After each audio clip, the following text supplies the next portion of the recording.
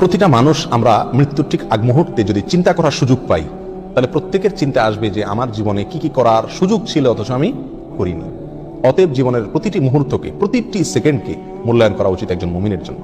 একটা মিনিট সময় এর ভিতরে যদি আমি আমল করতে চাই, তো বহু আমল এক মিনিটের ভিতরে করা যায়। প্রতিদিনে 1440 মিনিট আমরা ব্যয় করে থাকি।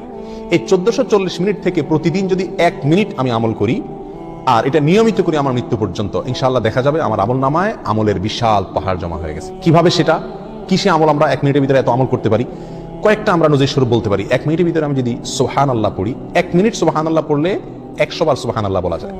এটা পরীক্ষা করে দেখা হয়েছে, আপনি পরীক্ষা করে দেখতে পারেন। সুবহানাল্লাহ সুবহানাল্লাহ সুবহানাল্লাহ গুনে 100 বার সুবহানাল্লাহ পড়তে কতক্ষণ সময় লাগে?